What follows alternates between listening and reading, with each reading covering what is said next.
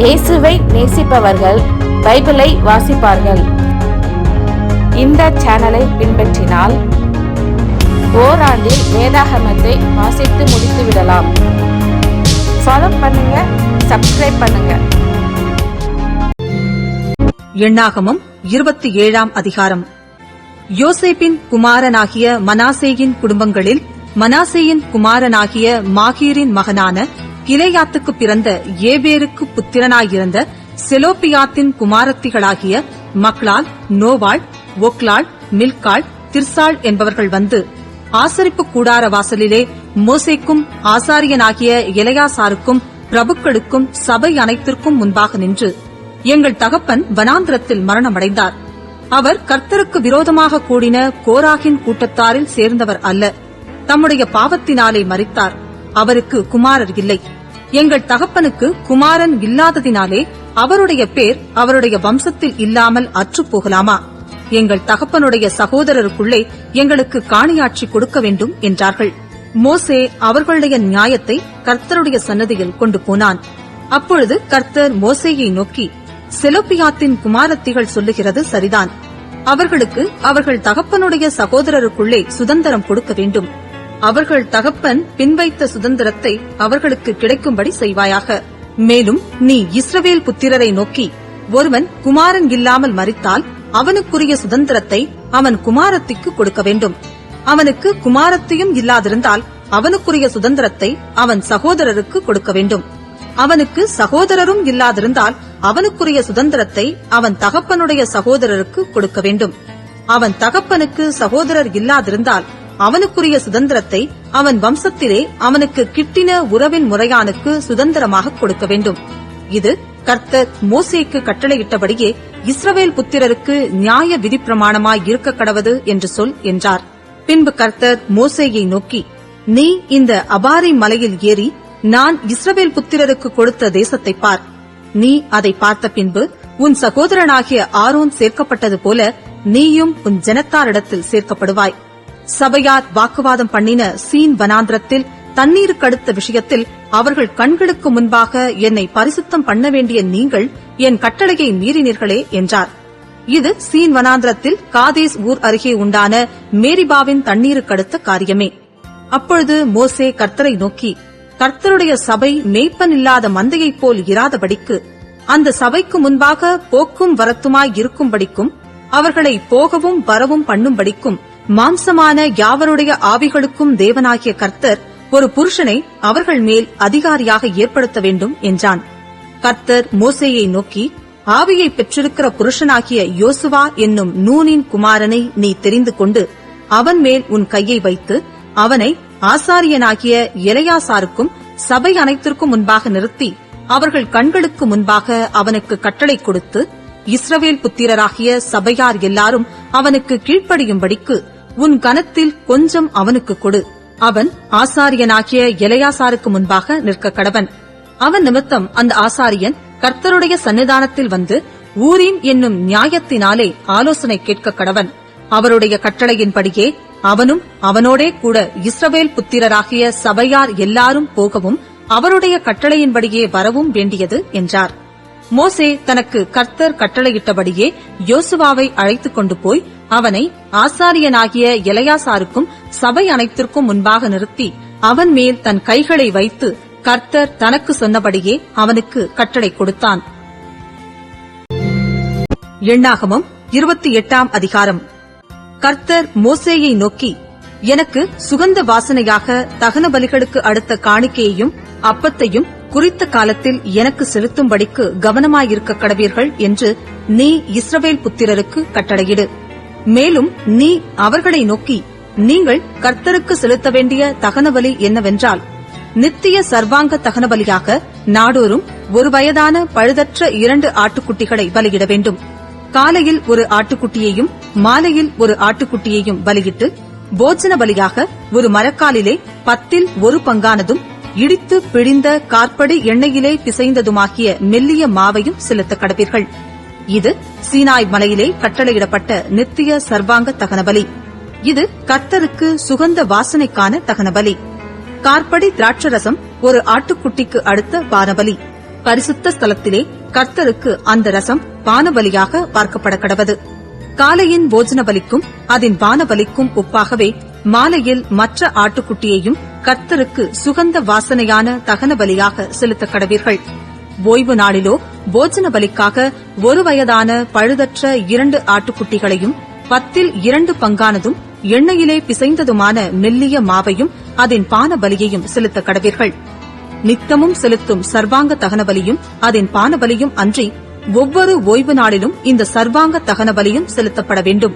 உங்கள் மாத பிறப்புகளில் நீங்கள் கர்த்தருக்கு சர்வாங்க தகன பலியாக 2 காளைகளையும் 1 ஆட்டுக்கடாவையும் 1 வயதான பழுதற்ற 7 ஆட்டுக்குட்டிகளையும் செலுத்த கடவீர்கள்.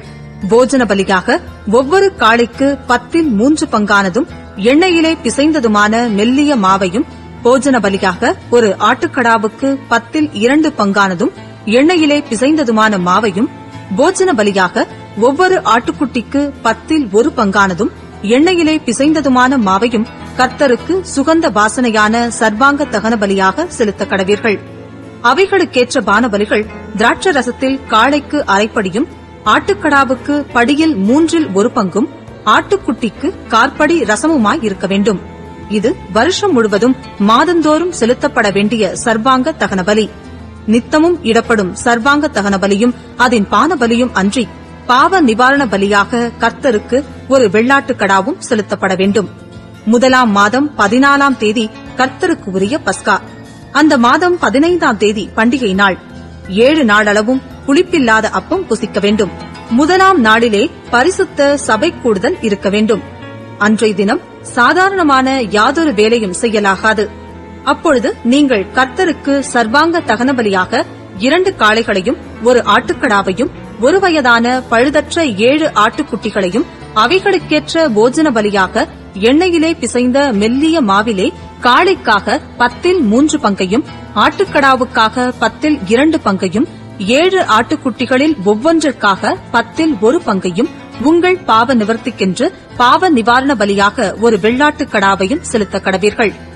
காலையிலே நித்தமும் செலுத்தும் சர்வாங்க தகன பலியையும் அன்றி இவைகளையும் செலுத்த கடவீர்கள். இந்த பிரகாரம் 7 நாளளவும் நாடோறும் கர்த்தருக்கு சுகந்த வாசனையான தகன பலி செலுத்த கடவீர்கள். நித்தமும் செலுத்தப்படும் சர்வாங்க தகன பலியையும் அதன் பான பலியையும் அன்றி இதையும் செலுத்த வேண்டும். 7ஆம் நாளிலே பரிசுத்த சபை கூடுதல் இருக்க வேண்டும். அதில் சாதாரணமான யாதொரு வேலையும் செய்யலாகாது. அந்த வாரங்களுக்கு பின் நீங்கள் கர்த்தருக்கு புதிய போஜன பலியாக முதற்கனிகளை செலுத்தும் பண்டிகை நாளிலும் பரிசுத்த சபை கூடுதல் இருக்க வேண்டும். அதில் சாதாரணமான யாதொரு வேலையும் செய்யலாகாது. அப்பொழுது நீங்கள் கர்த்தருக்கு சுகந்த வாசனையான சர்வாங்க தகன பலியாக 2 காளைகளையும் 1 ஆட்டுக்கடாவையும் 1 வயதான 7 ஆட்டுக்குட்டிகளையும் அவைகளின் போஜன பலியாக எண்ணெயிலே பிசைந்த மெல்லிய மாவில் 1 காளைக்காக 10 பங்கையும், அந்த 1 ஆட்டுக்கடாவுக்காக 10 பங்கையும், 7 ஆட்டுக்குட்டிகளில் ஒவ்வொன்றிற்காக 10 பங்கையும், உங்களுக்காக பாவ நிவர்த்தி செய்யும்படிக்கு 1 வெள்ளாட்டுக்கடாவையும் செலுத்த கடவீர்கள். நித்திய சர்வாங்க தகன பலியையும் அதன் போஜன பலியையும் அதன் பான பலியையும் அன்றி இவைகளையும் செலுத்த கடவீர்கள். இவைகள் பழுதற்றவைகளாயிருக்க வேண்டும். எண்ணாகமம் 29ஆம் அதிகாரம். 7ஆம் மாதம் முதல் தேதி பரிசுத்த சபை கூடும் நாளாயிருக்க கடவது. அதில் சாதாரணமான யாதொரு வேலையும் செய்யலாகாது. அது உங்களுக்கு எக்காலம் ஊதும் நாளாயிருக்க வேண்டும்.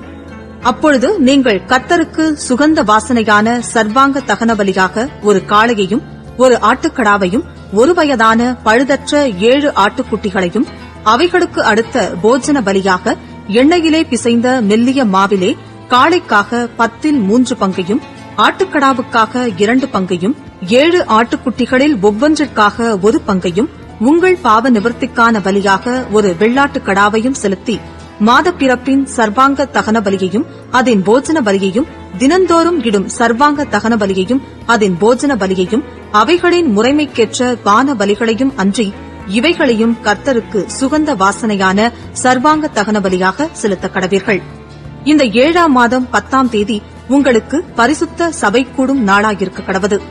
அதிலே நீங்கள் யாதொரு வேலையும் செய்யாமல் உங்கள் ஆத்துமாக்களை தாழ்மைப்படுத்தி கர்த்தருக்கு சுகந்த வாசனையான சர்வாங்க தகன பலியாக 1 காளையையும் 1 ஆட்டுக்கடாவையும் ஒரு வயதான பழுதற்ற 7 ஆட்டுக்குட்டிகளையும் அவைகளின் போஜன பலியாக எண்ணெயிலே பிசைந்த மெல்லிய மாவிலே காளைக்காக 10 பங்கையும் அந்த ஒரு ஆட்டுக்கடாவுக்காக 2 பங்கையும் 7 ஆட்டுக்குட்டிகளில் ஒவ்வொன்றிற்காக 10 பங்கையும் பாவ நிவாரண பலியாக ஒரு வெள்ளாட்டுக்கடாவையும் செலுத்தி பாவ நிவாரண பலியையும் நித்திய சர்வாங்க தகன பலியையும் அதன் போஜன பலியையும் அவைகளின் பான பலிகளையும் அன்றி இவைகளையும் செலுத்த கடவீர்கள். 7ஆம் மாதம் 15ஆம் தேதி உங்களுக்கு பரிசுத்த சபை கூடும் நாளாயிருக்க கடவது. அதில் சாதாரணமான யாதொரு வேலையும் செய்யலாகாது. 7 நாள் கர்த்தருக்கு பண்டிகை ஆசரிக்க கடவீர்கள்.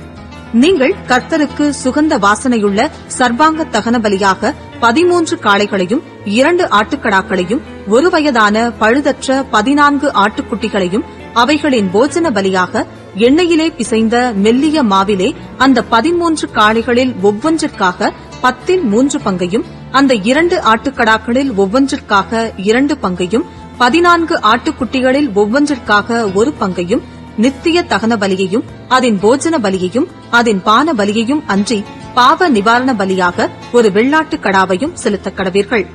2ஆம் நாளிலே 12 காளைகளையும் 2 ஆட்டுக்கடாக்களையும் ஒரு வயதான பழுதற்ற 14 ஆட்டுக்குட்டிகளையும் காளைகளும் ஆட்டுக்கடாக்களும் ஆட்டுக்குட்டிகளும் இருக்கிற இரக்கத்திற்கு தக்கதாக முறைமையின்படி அவைகளின் போஜன பலியையும் அவைகளின் பான பலிகளையும் நித்திய சர்வாங்க தகன பலியையும் அதின் போஜன பலியையும் அவைகளின் பான பலிகளையும் அன்றி பாவ நிவாரண பலியாக ஒரு வெள்ளாட்டுக் கடாவையும் செலுத்தக் கடவீர்கள்.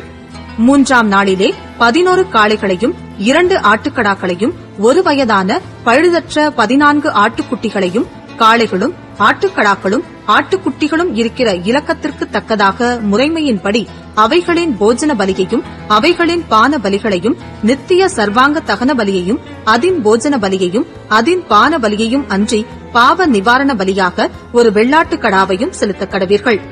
4ஆம் நாளிலே 10 காளைகளையும் 2 ஆட்டுக்கடாக்களையும் ஒரு வயதான பழுதற்ற 14 ஆட்டுக்குட்டிகளையும் காளைகளும் ஆட்டுக்கடாக்களும் ஆட்டுக்குட்டிகளும் இருக்கிற இலக்கத்திற்கு தக்கதாக முறைமையின்படி அவைகளின் போஜன பலியையும் அவைகளின் பான பலிகளையும் நித்திய சர்வாங்க தகன பலியையும் அதின் போஜன பலியையும் அதின் பான பலியையும் அன்றி பாவ நிவாரண பலியாக ஒரு வெள்ளாட்டுக் கடாவையும் செலுத்தக் கடவீர்கள்.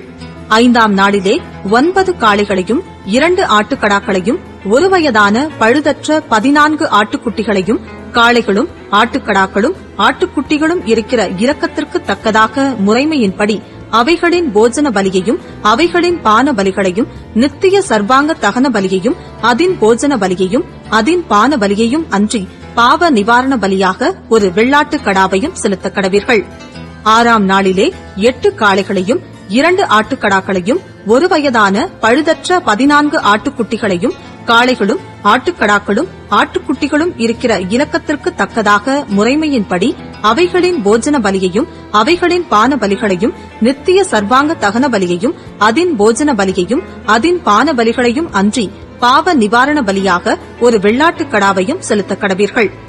7ஆம் நாளிலே 7 காளைகளையும் 2 ஆட்டுக்கடாக்களையும் ஒரு வயதான பழுதற்ற 14 ஆட்டுக்குட்டிகளையும் காளைகளும் ஆட்டுக்கடாக்களும் ஆட்டுக்குட்டிகளும் இருக்கிற இலக்கத்திற்கு தக்கதாக முறைமையின்படி அவைகளின் போஜன பலியையும் அவைகளின் பான பலிகளையும் நித்திய சர்வாங்க தகன பலியையும் அதின் போஜன பலியையும் அதின் பான பலியையும் அன்றி பாவ நிவாரண பலியாக ஒரு வெள்ளாட்டுக் கடாவையும் செலுத்தக் கடவீர்கள்.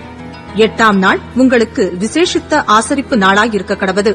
அதில் சாதாரணமான யாதொரு வேலையும் செய்யலாகாது. அப்பொழுது நீங்கள் கர்த்தருக்கு சுகந்த வாசனையுள்ள தகனமான சர்வாங்க தகன பலியாக ஒரு காளையையும் ஒரு ஆட்டுக்கடாவையும் ஒரு வயதான பழுதற்ற 7 ஆட்டுக்குட்டிகளையும் காளையும் ஆட்டுக்கடாவும் ஆட்டுக்குட்டிகளும் இருக்கிற இலக்கத்திற்கு தக்கதாக முறைமையின்படி அவைகளின் போஜன பலியையும் அவைகளின் பான பலிகளையும் நித்திய சர்வாங்க தகன பலியையும் அதின் போஜன பலியையும் அதின் பான பலியையும் அன்றி பாவ நிவாரண பலியாக ஒரு வெள்ளாட்டுக் கடாவையும் செலுத்தக் கடவீர்கள். உங்கள் பொருத்தனைகளையும் உங்கள் உற்சாக பலிகளையும் உங்கள் சர்வாங்க தகன பலிகளையும் உங்கள் போஜன பலிகளையும் உங்கள் பான பலிகளையும் உங்கள் சமாதான பலிகளையும் அன்றி நீங்கள் உங்கள் பண்டிகைகளிலே கர்த்தருக்கு செலுத்த வேண்டியவைகள் இவைகளே என்று சொல் என்றார். கர்த்தர் மோசேக்கு கட்டளையிட்டபடியெல்லாம் மோசே இஸ்ரவேல் புத்திரருக்கு சொன்னான். சங்கீதம் 99. கர்த்தர் ராஜரிகம் பண்ணுகிறார், ஜனங்கள் தத்தளிப்பார்களாக. அவர் கேருபீன்களின் மத்தியில் வீற்றிருக்கிறார், பூமி அசைவதாக. கர்த்தர் சீயோனில் பெரியவர், அவர் எல்லா ஜனங்கள் மேலும் உயர்ந்தவர். மகத்துவமும் பயங்கரமுமான உமது நாமத்தை அவர்கள் துதிப்பார்களாக. அது பரிசுத்தமுள்ளது. ராஜாவின் வல்லமை நீதியில் பிரியப்படுகிறது. தேவரீர் நியாயத்தை நிலைநிறுத்துகிறீர். நீர் யாக்கோபில் நியாயமும் நீதியும் செய்கிறீர். நம்முடைய தேவனாகிய கர்த்தரை உயர்த்தி அவர் பாதப்படியிலே பணியுங்கள். அவர் பரிசுத்தமுள்ளவர். அவருடைய ஆசாரியரில் மோசேயும் ஆரோனும், அவர் நாமத்தை பற்றி கூப்பிடுகிறவர்களில் சாமுவேலும் கர்த்தரை நோக்கி கூப்பிட்டார்கள். அவர் அவர்களுக்கு மறு உத்தரவு அருளினார். மேகஸ்தம்பத்திலிருந்து அவர்களோடே பேசினார். அவர்கள் அவருடைய சாட்சிய பிரமாணங்களையும் அவர் தங்களுக்கு கொடுத்த கட்டளையையும் கைக்கொண்டார்கள். எங்கள் தேவனாகிய கர்த்தாவே, நீர் அவர்களுக்கு உத்தரவு அருளினீர். நீர் அவர்கள் கிரியைகளின் நிமித்தம் நீதி சரி கட்டின போதிலும் அவர்களுக்கு மன்னிக்கிற தேவனாயிருந்தீர். நம்முடைய தேவனாகிய கர்த்தரை உயர்த்தி அவருடைய பரிசுத்த பர்வதத்திற்கு நேராக பணியுங்கள். நம்முடைய தேவனாகிய கர்த்தர் பரிசுத்தமுள்ளவர்.